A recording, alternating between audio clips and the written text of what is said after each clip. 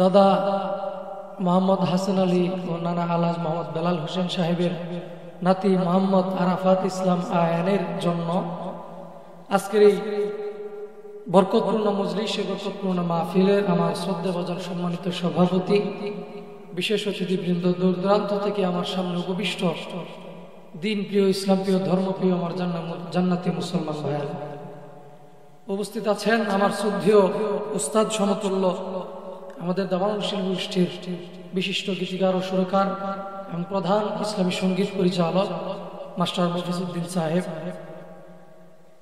এবং পর্দার অন্তরালে আমার সম্মানিত পর্দানিশী মা ও বোনেরা, আসুন আমরা সবাই মিলে সেই মহান রব্বে কারিমের দরবারে মন খুলে প্রাণ খুলে শুকরিয়া আদায় করি যে মহান রব্বে কারিম আমাদেরকে এই ফিতনা ফাসাদের জামানায়, বর্বরতার জামানায়, অশ্লীলতার জামানায় দুনিয়ার সমস্ত ফাহেসা অশ্লীল গুনাহের কাছ থেকে বিরত রেখে এত সুন্দর একটি জান্নাতের বাগানে আসার বসার তৌফিক দিয়েছেন। সেই মহান রব্বে কারিমের দরবারে মন খুলে প্রাণ খুলে জোরে সুরে শুকরিয়া আদায় করি আলহামদুলিল্লাহ। আর একটু জোরে বলি না বাবা আলহামদুলিল্লাহ। প্রিয় মুহতারাম হাজরিন, আপনারা আজকের এই এত সুন্দর আয়োজন আপনারা জেনে খুশি হবেন যে আজকের এখানে যে সমস্ত ওলামা একরাম আছে, আপনাদের সকলের পরিচিত প্রিয় মুখ আমাদের বড় ভাই, শ্রদ্ধেয় বড় ভাই হযরত মাওলানা তরুণ মুফাসসিরে কোরআন মাওলানা হুমায়ুন কবির সাহেব আজকের আমাদেরকে দাওয়াত করেছেন, মানে সমস্ত বক্তাদেরকে উনি দাওয়াত করেছেন। ওনার এত সুন্দর একটা পরিকল্পনা যে সমস্ত ওলামা একরাম দিয়ে আজকের এই মাহফিলটা করব। তো আমার পরে অনেক বড় বড় অনেক ভালো ভালো ওয়াইজ আছে, আপনারা দেখবেন এক এক বক্তার কণ্ঠে এক এক রকমের সুর, এক এক রকমের মজা আপনারা পাবেন। তো শেষ পর্যন্ত হযরত মাওলানা রেজওয়ানুল্লাহ খান সাহেব আসার আগ পর্যন্ত এবং উনি বয়ান করা পর্যন্ত কেউ উঠবেন না তো ইনশাআল্লাহ? সবাই শেষ পর্যন্ত থাকবেন তো ইনশাআল্লাহ? কারা কারা থাকবেন একটু হাত তুলে দেখান দিয়ে। নারায়ে তাকবীর। রক্তিপাড়া মানুষের শক্তি এ পর্যন্ত শেষ, আর শক্তি নাই। একটা আল্লাহু আকবারের এমন একটা আওয়াজ দিবেন যে ফেরাউনের জামানায় নমরুদ টিকতে পারে নাই, ফেরাউনের জামানায় ফেরাউন টিকতে পারে নাই, নমরুদের জামানায় নমরুদ টিকতে পারে নাই আল্লাহর সাথে গাদ্দারি করে, বিভিন্ন সময় বিভিন্ন নাস্তিক মুরতাদ টিকতে পারে নাই, জর্জ ডব্লিউ বুশ টিকতে পারে নাই, বাংলাদেশ থেকে তসলিমা নাসরিন বিদায় হয়েছে, স্বৈরাচার বিদায় হয়েছে। সামনেও কোন নাস্তিক মুরতাদ যদি রাসূলের বিরুদ্ধে কথা বলে, মাদ্রাসা মসজিদের বিরুদ্ধে কথা বলে, আলেম কামার বিরুদ্ধে কথা বলে, ইসলামকে নিয়ে কটূক্তি করে, কোরআন হাদিসের বিরুদ্ধে কথা বলে, হজ ও তাবলীগ নিয়ে কটূক্তি করে, মাদ্রাসা মসজিদের বিরুদ্ধে কথা বলে, তাদের বিরুদ্ধে আজকে এমন একটা এই মাহফিলের ময়দান থেকে এমন একটা আল্লাহু আকবারের স্লোগান আওয়াজ দিতে হবে, তাদেরকে শোনায় দিতে হবে যে আমরা রক্তিপাড়ার মধুপুরের মুসলমান জাগ্রত আছি। রাসূলের দুশমনেরা, আল্লাহর দুশমনেরা রেহাই পাবে না। জোরে বলেন কথা ঠিক কিনা? আর একটু জোরে বলেন কথা ঠিক কিনা? নারায়ে তাকবীর। আল কোরআনের আলো, বিশ্ব নবীর দুশমনেরা হুঁশিয়ার, সাবধান। নারায়ে তাকবীর। মারহাবা। প্রিয় মুহতারাম হাজির, আমি আপনাদের সামনে যে আয়াত তেলাওয়াত করেছি, সময় একেবারে সংক্ষিপ্ত, অনেক বক্তা রয়েছেন, একবারে সংক্ষিপ্ত আকারে আপনাদেরকে বলতেছি। আমরা যারা দুনিয়াতে আসছি, আমরা কি কথা কেউ বলতে পারবো যে আমার জীবনে কোনো গুনাহ নাই, কোনো পাপ করি নাই, কোনো গুনাহ করি নাই, এরকম কেউ আছেন? হ্যাঁ, নাই। সবাই আমরা কিছু না কিছু, কোনো না কোনো গুনাহ আমরা করেছি, আল্লাহর সাথে নাফরমানি করেছি। আল্লাহ যে হুকুমগুলো আমাদের উপর অর্পিত করেছিল, সেই হুকুমগুলো আমরা ঠিক মনে মানি নাই, আদায় করি নাই। গাফেল হয়ে নিজের জিন্দেগি মতো, নিজের চাহিদা মতো শয়তানি জিন্দেগি জীবন যাপন করছি। জোরে বলেন কথা ঠিক না ভাই? ঠিক। তাহলে আল্লাহ বলছে, বান্দা ইয়া আইয়ুহাল্লাযীনা আমানু তুবু ইলাল্লাহি তাওবাতান নাসুহা। বান্দারে, তুমি গুনাহ করছো, নাফরমানি করছো, অপরাধ করছো, সারাটা জীবন অন্যায় করতে করতে করতে করতে নিজের জীবনটাকে অমাবস্যার রাতের মতো অন্ধকার করে ফেলাইছো। বান্দা, গুনাহ করতে করতে করতে করতে উহুদ পাহাড় পরিমাণ উঁচু করে ফেলাইছো। বান্দা, শেষ পর্যায়ে তোমার বয়স এখন 70 হয়ে গেছে, 80 হয়ে গেছে, 90 হয়ে গেছে। বান্দা, 90 বছর পরেও যদি আইসা বান্দা তুমি এটা অনুধাবন করতে পারো, এটা বুঝতে পারো, আহারে আল্লাহ আসলেই তো আমি পাপ করছি, আল্লাহ গুনাহ করছি, সারাটা জীবন নামাজ পড়ি নাই, সারাটা জীবন রোজা রাখি নাই, সারাটা জীবন মিথ্যা কথা বলছি, সারাটা জীবন এটা করছি সেটা করছি, সুদ ঘুষ বিভিন্ন ধরনের আকাম কুকামের সাথে লিপ্ত থাইকা নিজের জিন্দেগিটাকে জাহান্নামের কয়লার মতো কালো বানাই ফেলেছি।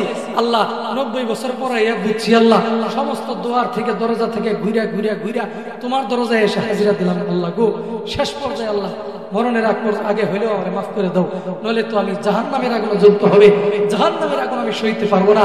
আল্লাহ বলছে, বান্দা তুমি যদি শেষ পর্যায়ে আইসাও এরকম অনুতপ্ত হইয়া আমি আল্লাহর কাছে, আমি আল্লাহর দরবারে ফিরে আসে আমার কাছে চোখের পানি ফেলাইয়া তাওবাতান নাসুহা প্রকৃতপক্ষে তাওবা করতে পারো বান্দা, আমি আল্লাহ কথা দিলাম আমি তোমাদের সব গুনাহ ক্ষমা করে দেব।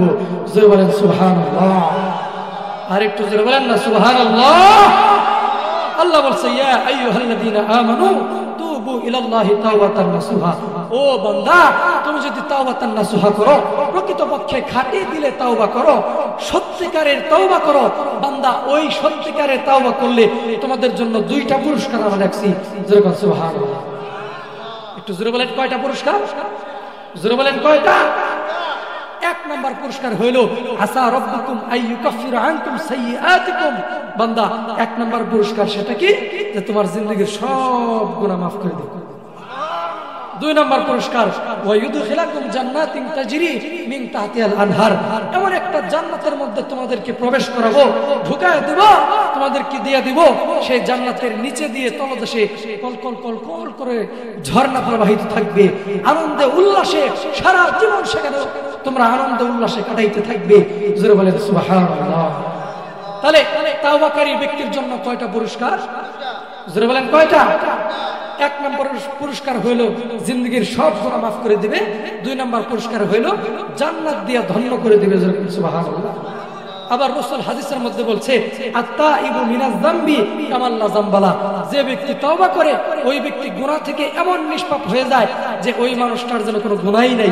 জোরে বলেন সুবহানাল্লাহ। একটা বাচ্চা যখন মায়ের পেট থেকে ভূমিষ্ঠ হয় দুনিয়াতে আসে, তার কোনো গুনাহ থাকে? যখন থাকে এরকম নিষ্পাপ হয়ে যায় যে ব্যক্তি তাওবা করে। রাসূল হাদিসের মধ্যে বলছে, জোরে বলেন সুবহানাল্লাহ। আমার ভাইরা, আমার বন্ধুগণ, কোন দিকে নজর নাই,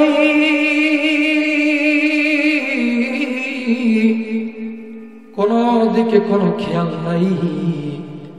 ও এই রক্তিপাড়ার এলাকার মুসলমান ভাইয়েরা, এ বন্ধুরে, আল্লাহ পাক রব্বুল আলামিন তার কিতাবের মধ্যে বললেন, ইয়া আইয়ুহাল্লাযীনা আমানু তুবু ইলাল্লাহি তাওবাতান নাসুহা। আল্লাহু আকবার। আল্লাহ পাক রব্বুল আলামিন ডাক দিয়ে বললেন, দুনিয়ার মানুষ, তোমরা যারা সারাটা জীবন অন্যায় করেছো, গুনাহ করেছো, তোমাদের জন্য আমি সুসংবাদ দিয়ে দিলাম বান্দারে, তোমাদের জন্য আমি সুসংবাদ দিয়ে দিলাম, তোমরা যদি খাঁটি দিলে তওবা করতে পারো, তোমরা যদি খাঁটি দিলে তাওবাতান নাসুহা করতে পারো, ও বান্দারে, তাহলে আমি তোমাদের জন্য 2টা পুরস্কার দিব। 1 নাম্বার পুরস্কার হইল জিন্দেগীর সব গুনাহ ক্ষমা করে দেব, আর 2য় নাম্বার পুরস্কার হইল তোমাদেরকে জান্নাত দিয়ে ধন্য করে দেব। চিৎকার দিয়ে বলেন সুবহানাল্লাহ। আমার ভাইরা, আমার বন্ধুরে,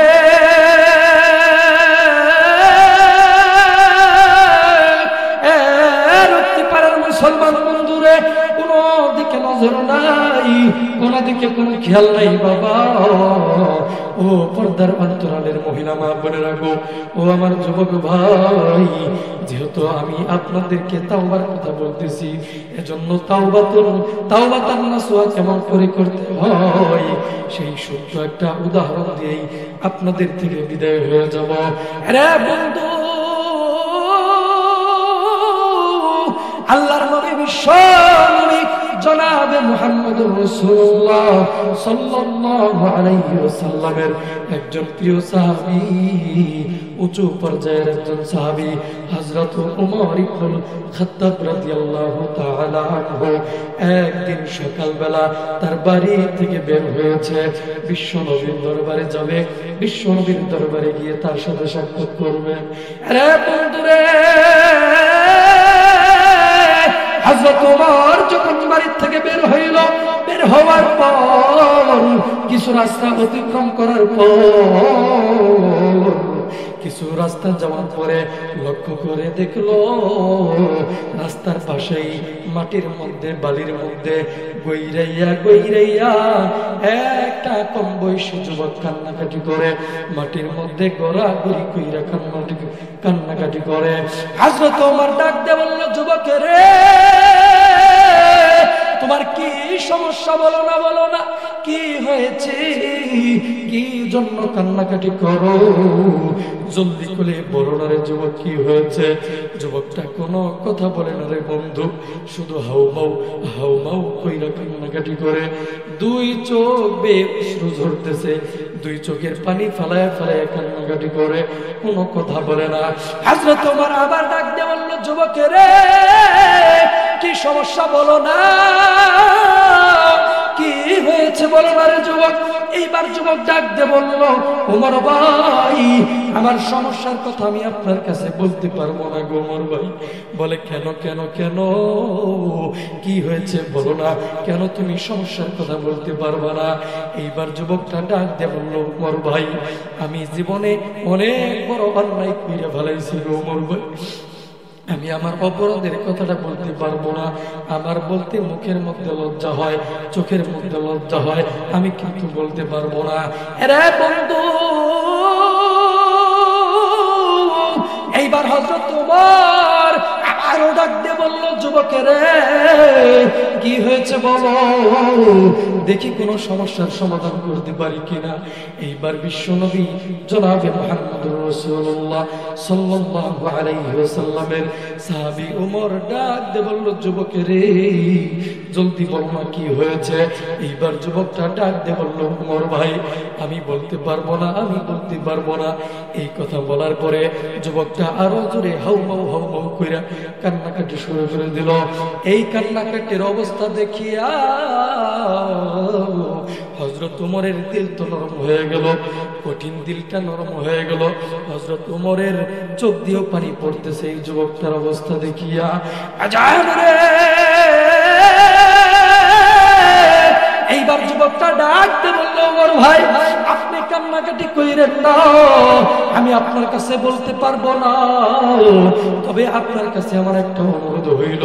বলে, কি অনুরোধ, কি অনুরোধ বলো না রে যুবক। যুবকটা এবার ডাক দিয়ে বলল, ওমর ভাই, আপনি কি আমাকে বিশ্বনবীর দরবারে নিয়ে যেতে পারবেন নাকি?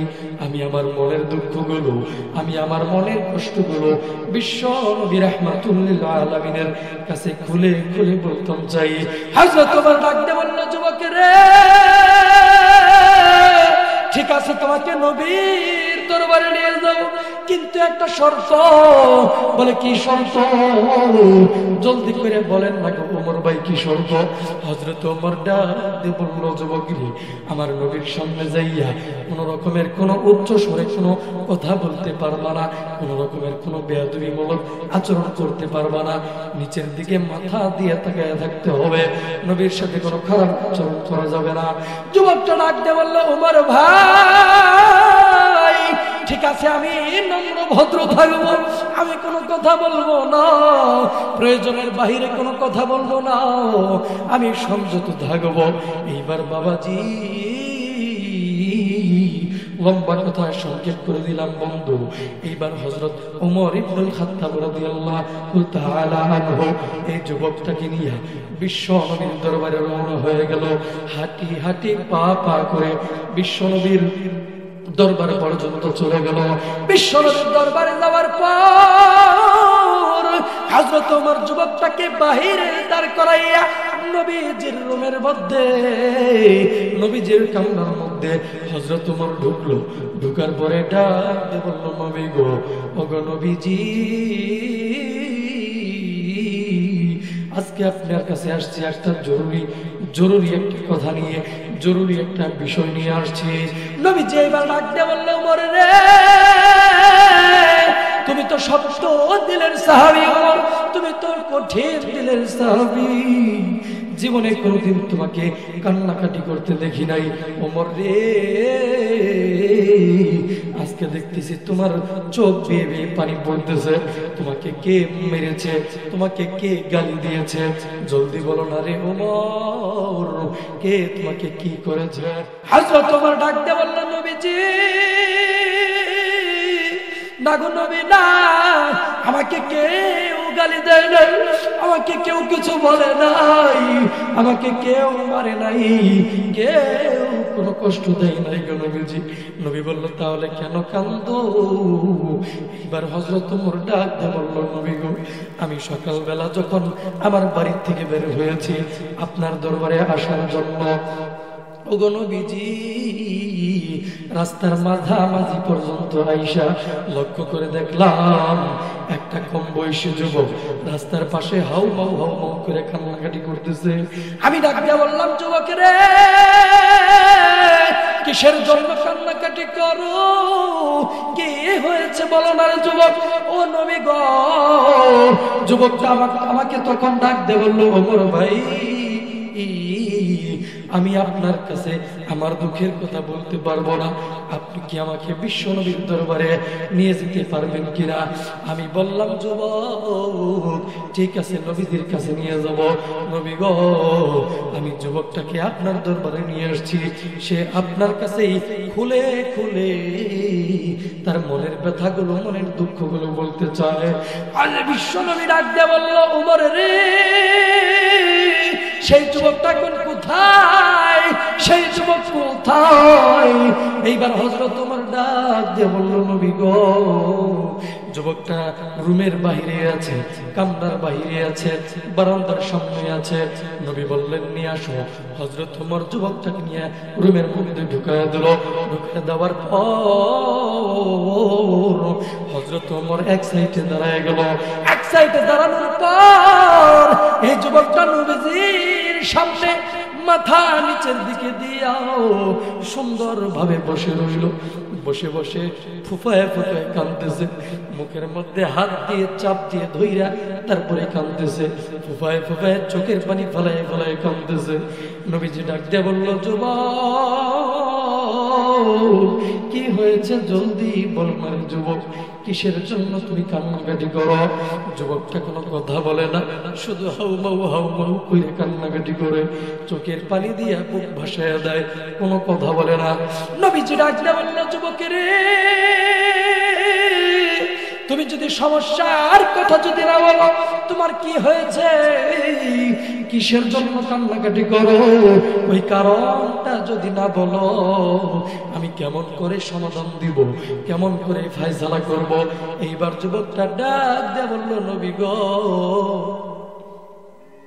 আমি জীবনে অনেক বড় অন্যায় কইরা ফেলাইছি, জীবনে অনেক বড় অপরাধ আমি কইরা ফেলাইছি, এত নিকৃষ্ট গুনাহ আমি করেছি, যে গুনার কথা বলতেও লজ্জা লাগে, যে গুনার কথা বলতেও আমার শরম লাগে।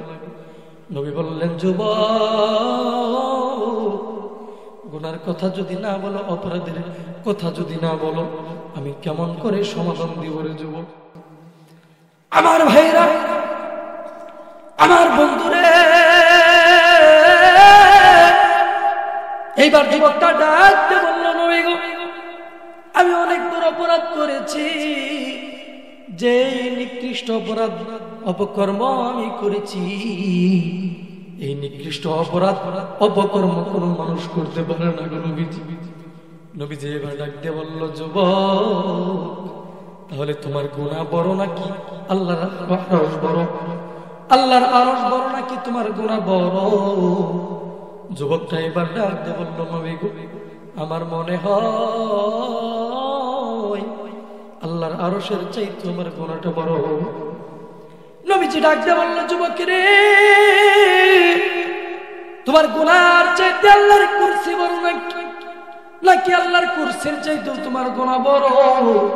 যুবকটা এবার ডাক দিয়ে বলল, নবী গো, আমার মনে হয় আল্লাহর কুরসির চাইতে আমার গুনাহটা বড় হয়, এত বড় নিকৃষ্ট গুনাহ আমি করছি। নবী এবার ডাক দিয়ে বলল, যুবক, তাহলে এবার বলো তোমার গুনাহ বড় নাকি আল্লাহর আসমান জমিন বড়? যুবকটা এবার ডাক দিয়ে বলল, নবীজি, আমার মনে হয় আমার গুনাহ আল্লাহর জমিনের চাইতেও বড়। এবার নবীজি ডাক দিয়ে বলল, যুবক, একটা কথা মনে রাখো, একটা কথা স্মরণ রাখো, আমি বিশ্বনবী বইলা দিলাম, তোমার গুনাহ যতই বড় হোক না কেন, আল্লাহর দয়া মায়া ক্ষমা এর চাইতেও, তোমার গুনার চাইতেও লক্ষ লক্ষ কোটি কোটি গুণ বড়। জোরে বলেন সুবহানাল্লাহ। আর একটু আওয়াজ দিয়ে জোরে বলেন না সুবহানাল্লাহ। আল্লাহর দয়া ছোট না বড়? একটু জোরে বলেন, ছোট না বড়? আমার ভাইরা, আমার বন্ধুগণ, এইবার যুবকটাকে নবীজি ডাক দিয়ে বলল, যুবক রে, তাহলে এবার বলো বলো বলো না রে যুবক, বলো কি গুনাহ করেছো, কি অপরাধ করেছো? এইবার যুবকটা ডাক দিয়ে বলল, নবী গো, ঠিক আছে, আমি যদি গুনাহের কথাই না বলি, আমার কান্নাকাটি করার কারণটাই যদি না বলি, তাহলে আপনি সমাধান দিবেন কিভাবে? তাহলে আমি ফয়সালা নিব কিভাবে? এ বন্ধু, খুব মনোযোগ দিয়ে শুনবেন বন্ধু, কোন দিকে নজর নাই, কোন দিকে খেয়াল নাই। এইবার যুবকটা ডাক দিয়ে বলল, নবী গো, তাহলে শুনেন, আমি কি অমানবিক কাজ আমি কইরা ফেলাইছি, কি নিকৃষ্ট অপকর্ম আমি কইরা ফেলাইছি। যুবকটা ডাক দিয়ে বলল, নবী গো, আমার গুনার কথা আমি বলতেছি, শুনেন। এইবার যুবকটা ডাক দিয়ে বলল, নবীজি, এই মদিনার জমিনে কোন মানুষ যখন মারা যায়, কোন মানুষ যখন ইন্তেকাল করে, কোন মানুষ ইন্তেকাল করার পরে ওই মানুষটাকে সুন্দর কইরা গোসল দিয়া, সুন্দর কইরা কাফন দাফন করাইয়া, সুন্দর কইরা জানাজার নামাজ পড়াইয়া, সুন্দর কইরা যখন কবরস্থানের মধ্যে রাইখা যায়, রাইখা যাওয়ার পর রাত্রি যখন গভীর হইয়া যায়, রাত্রি গভীর হইয়া যাওয়ার পর, আমি রাত্রি গভীর হয়ে যাওয়ার পরে ওই কবরস্থানের মধ্যে যাই, ওই কবরস্থানের পাশে দাঁড়াইয়া, ওই কবরের পাশে দাঁড়াইয়া, নিত্য নতুন কবরের পাশে দাঁড়াইয়া, কবর থেকে মাটিগুলো সরাইয়া, কবরের ঢাওয়ার গুলো সরাইয়া, বাঁশের চাটাইগুলো সরাইয়া, ওগো নবীজি, ওই কবরটা আমি খনন করি। কবরটা খনন করার পর ওই যে মৃতদেহটা রেখে আসছে, ওই মৃতদেহটার শরীর থেকে আমি কাফনের কাপড় খুলে ফেলি, কাফনের কাপড় খুলে ফেলিয়া ওই মৃতদেহটাকে উলঙ্গ অবস্থায় রাইখা আমি ওই কাফনের কাপড় চুরি করি। কাফনের কাপড় চুরি করার পর ওই কাফনের কাপড়টা আমি নিয়ে চলে যাই, পরের দিন বাজারে নিয়ে যাই, অন্য আরেকটি দোকানে বেশি দামে বিক্রি করি। গো নবীজি, এইটা হইল আমার পেশা, এইটা হইল আমার নেশা। কিন্তু নবীজি, গত 3 দিন পূর্বে বিশাল একটি ঘটনা ঘটে গেছে।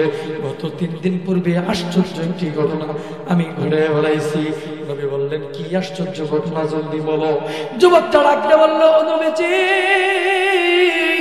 এইবার আসল ঘটনা শুনুন না গো নবীজি। যুবকটা ডাকতে বলল, নবী গো, গত 3 দিন পূর্বে এই মদিনার জমিনে একটা সুন্দরী মেয়ে ছিল, একটা রূপবতী ষোড়শী রূপসী সুন্দরী যুবতী মেয়ে ছিল। ওই মেয়েটার এখন পর্যন্ত কোনো বিয়ে হয়েছিল না। মেয়েটা ছিল কুমারী মেয়ে, মেয়েটা ছিল সতী নারী, মেয়েটা ছিল সুন্দরী মেয়ে, রূপসী রূপবতী মেয়ে ছিল। ওগো নবীজি, ওই মেয়েটা যখন 3 দিন পূর্বে মারা গেল, 3 দিন পূর্বে মারা যাওয়ার পর ওই মেয়েটার বাবা, ভাই, আত্মীয় স্বজন গ্রামের পাড়াপড়শি, গ্রামের সমস্ত মানুষেরা, এলাকার কাছের দূরের সমস্ত মানুষেরা ওই মেয়েটাকে সুন্দর কইরা বড় পাতার গরম জলে গোসল দিয়া, সুন্দর কইরা কাফন পরাইয়া, সুন্দর কইরা আতর গোলাপ সুরমা মাখাইয়া, সুন্দর কইরা জানাজার নামাজ পড়াইয়া, সুন্দর কইরা কবরের মধ্যে রাইখা দাফন কাফন সম্পন্ন কইরা তার আপনজনের আগে যখন চইলা গেছে নবীজি, আমি তখন রাত্রি গভীর যখন হইয়া গেল, রাত্রি গভীর হয়ে যাওয়ার পর আমি ওই গোরস্থানের মধ্যে গেলাম। ওগো নবীজি, কবরের পাশে দাঁড়াইলাম, কবরের পাশে দাঁড়াইয়া আমি ওই কবর থেকে মাটিগুলো সরাইলাম, মাটিগুলো সরাইয়া ওই ডাউলগুলো সরাইলাম, বাঁশের চাটাইগুলো সরাইলাম। সরানোর পর কবরটা আমি খনন করে ফেললাম, কবরটার মধ্যে আমি নামলাম। কবরটার মধ্যে নামার পর দেখলাম যে লাশটার মধ্যে, যেই যুবতী মেয়ের লাশটার মধ্যে কাফন পরানো আছে, সেই কাফনের কাপড়টা আমি খুলে ফেললাম। নবী গো, কাফনের কাপড়টা আমি খুইলা ফেললাম। খুইলা ফেলানোর পরে কাফনের কাপড়টা নিয়ে আমি যখন এক পা যখন আমি কবরের উপরে দিয়ে গেছি, আমি যখন কবর থেকে উঠে যাচ্ছি, বাড়ির দিকে রওনা হয়ে যাচ্ছি, ওই মৃত দেহটাকে অলঙ্গ অবস্থায় রাইখা যখন আমি কাফনের কাপড় নিয়ে চলে যাচ্ছি, হঠাৎ করে নবী গো, পিছন থেকে আমাকে শয়তান ধোঁকা দিয়ে বলল, ও যুবক, ও যুবক, জীবনে অনেক লাশের কাফনের কাপড় তুই চুরি করেছিস, এ যুবক আজকে এই লাশের কাফনের কাপড় তুই চুরি করলি। কিন্তু যুবক, তুমি তো এই যুবতীর দিকে একটু তাকাইলা না। এই যুবতী মেয়েটা হইল রূপবতী মেয়ে, কুমারী মেয়ে। এই মেয়েটার এখন পর্যন্ত বিয়ে হয় নাই। আরে যুবক, তুই কিন্তু একটাবারও তাকাইলি না, একটাবার নজর কইরা দেখলি না, একটাবার তুই নজর কইরা দেখ। এই যুবতী মেয়ে কিন্তু আর জীবনে এরকম সুন্দরী মেয়ে কিন্তু পাবি না, এই সুযোগ কিন্তু আর জীবনে কোনোদিন পাবি না। আরে যুবক, আজকে কিন্তু তোর সুযোগ। এই মেয়েটা হাত দিয়ে বাধা দিতে পারবে না, মুখ দিয়ে কথা বলতে পারবে না, তোর কোনো সমস্যা করতে পারবে না, এলাকার কোনো মানুষ তোকে দেখবে না। যুবক রে, এই সুযোগে মেয়েটার সাথে তুমি জিনার সাইরা নাও, তুমি তোমার মনের চাহিদা তুমি মিটাইয়া নাও। যুবকটা লাগতে বলল, নবীজি, আমি তখন ওই শয়তানের ধোঁকায় পইরা গেলাম, আমি যখন শয়তানের ওয়াসওয়াসায় পইরা গেলাম, শয়তানের ধোঁকায় পইরা আমি ওই মৃত মেয়েটার উপরে, মৃত দেহটার উপরে কুকুরের মতো, জানোয়ারের মতো ঝাঁপায়ে পড়লাম। জোরে বলেন নাউজুবিল্লাহ। আর একটু আওয়াজ দিয়ে বলেন না নাউজুবিল্লাহ। আমার ভাইরা, আমার বন্ধুরে, যুবকটা এবার চোখে পানি ফালাইয়া ডাক দিয়ে বললেন, নবী গো। আমি তখন অপকর্ম করিয়া আমি আবার যখন চলে যাচ্ছি, পিছন থেকে ওই মেয়েটার জবান মনে হয় আল্লাহ খুইলা দিছে। মেয়েলি কণ্ঠে আমাকে ডাক দিয়ে বলল, যুবক, এ যুবক, তুই কে রে? তুই যুবক, আমাকে কি কইরা দিলি? আমাকে সুন্দর কইরা পবিত্র বানায় রাইখা গেছিল। এ যুবক, তুই আমাকে নাপাক বানায় দিলি। আমার দেহের মধ্যে কোনো কলঙ্ক ছিল না, আমার দেহের মধ্যে কোনো অপবিত্রতা ছিল না। এ যুবক, তুই আমার দেহের মধ্যে কলঙ্ক লাগাই দিলি, আমার দেহের মধ্যে নাপাকি অপবিত্রতা লাগাই দিলি। কাল কিয়ামতের ময়দানে আল্লাহর কাঠগড়ায় নাপাক অবস্থায় যারা আমার ব্যবস্থা কইরা দিলি, আমি কিন্তু তোকে ক্ষমা করব না, তুই কিন্তু জাহান্নামী হয়ে যাবি। এইবার যুবকটা ডাকতে বলল, নবীজি, আমার এই কথাটা ওই মেয়েলি কণ্ঠে কেঁদে কেঁদে কান্নার আওয়াজটা এখন আমার কানে ভাসে।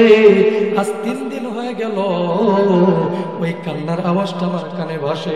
আমি ওই 3 দিন হয়ে গেল ওই মেয়েটা যখন ওই কথা বলল, আমার দিলের মধ্যে জাহান্নামের ভয় তৈরি হয়ে গেল। আজকে 3 দিন হইল জাহান্নামের ভয় আমি বাড়িতে ঢুকতে পারি না, জাহান্নামের ভয়ে আমি এক লোকমা খাবারও খাইতে পারি নাই। নবী গো এখন বলেন না আমার আল্লাহ আমাকে মাফ করবে কিনা? নবী ডাক দিয়ে বলল, যুবক রে, আমার আল্লাহ তোকে মাফ করবে কিনা আমি বলতে পারবো না, আমি এই মুহূর্তে কোনো সিদ্ধান্ত নিতে পারবো না। এখন তুমি আমার দরবার থেকে বের হয়ে যাও। যুবকটা একটা দৌড় মেরে উঁচু পাহাড়ের উপরে উঠিয়া জঙ্গলের মধ্যে চইলা গেল। উঁচু পাহাড়ের উপরে উঠিয়া আল্লাহ পাক রব্বুল আলামিনের কুদরতি দিয়ে সেজদায় পইরা একাধারে 40 দিন পর্যন্ত সেজদায় পইরা তাওবাতান নাসুহা করতেছে। ডাক দিয়ে বলতেছে, আল্লাহ জীবনে অনেক বড় অন্যায় কইরা ফেলাইছি, অনেক বড় অপরাধ কইরা ফেলাইছি, আল্লাহ তুমি আমাকে মাফ কইরা দাও। তুমি যদি মাফ না করো আমাকে কে মাফ করবে? জাহান্নামের আগুন আমি সইতে পারবো না। একাধারে 40 দিন পর্যন্ত কান্নাকাটি। 41 দিনের মাথায় বিশ্বনবী জনাবে মুহাম্মদুর রাসূলুল্লাহ সাল্লাল্লাহু আলাইহি ওয়াসাল্লামের কাছে জিবরাইল আমিন হাজির হইয়া ডাক দিয়ে বললেন, নবী গো আল্লাহ পাক আপনার কাছে আমাকে 3টা প্রশ্ন রাইখা পাঠাইছে। 1 নাম্বার প্রশ্ন, এই আসমান জমিনের মালিক কে? নবী বললেন আল্লাহ। 2 নাম্বার প্রশ্ন, মানুষের হায়াত মওতের মালিক কে? নবীজি বললেন, ডাক দিয়ে বললেন আল্লাহ। 3 নাম্বার প্রশ্ন, মানুষ যে অপরাধ করে, গুনাহ করে, অপরাধ করে, অন্যায় করে, এগুলা ক্ষমা করার দায়িত্ব কার? বলে আল্লাহর। জিবরাইল আমিন ডাক দিয়ে বললেন, ও নবী আপনার কাছে গত 40 দিন পূর্বে একটা যুবক আসছিল অপকর্ম করিয়া, আপনার কাছে সমাধান নেওয়ার জন্য আসছিল, আপনি তাকে সমাধান দেন নাই, বের করে দিয়েছেন। নবী গো ওই যুবকটা এখান থেকে যাওয়ার পরে উঁচু পাহাড়ের উপরে উঠিয়া একাধারে 40 দিন পর্যন্ত তাওবাতান নাসুহা করেছে। আল্লাহ পাক রব্বুল আলামিন তার তাওবা এমন ভাবে কবুল করেছে, তার জিন্দেগীর সব গুনাহ আল্লাহ ক্ষমা কইরা দিয়া জান্নাতের সুসংবাদ দিয়া পাঠাই দিয়েছে। জোরে জোরে বলেন না সুবহানাল্লাহ। আর একটু আওয়াজ দিয়ে বলেন না সুবহানাল্লাহ। গম চুবিনি জোদে ইস্তেগফার কুন, গম আমরে খালিকা মুদকার কুন, বাজা বাজার আচ্ছা হস্তি বাজা, घर कफीरो गिबरू बक्तो रास्ती बाजा, हर शबे गोयम के फरदा तरके सौदा को नाम, बाज चो फरदा शुमदम रोज़रा फरदा को नाम, तौबा जो करता है वो कर शर्मशार जोश में आता है अफ़वे किर्द कर। ज़रा बोलें अल्लाहु अकबर। যে আল্লাহ এই যুবককে তাওবাতান নাসুহা করার পরে, এত বড় নিকৃষ্ট অপরাধ করার পরেও তাওবাতান নাসুহার কারণে মাফ করে দিয়েছে, সে আল্লাহ এখনো আছে না নাই? একটু জোরে বলেন আছে না নাই? তাহলে সবাই হাত তুলেন, বলেন আল্লাহ জীবনে যত গুনাহ করছি সব গুনাহ থেকে আজকে তাওবা করলাম, আর জীবনে গুনাহ করব না, আল্লাহ মাফ করে দাও, এবং এই তওবার উপরে মরণ পর্যন্ত অটল থাকার তৌফিক দান করো। সবাই বলেন আমিন।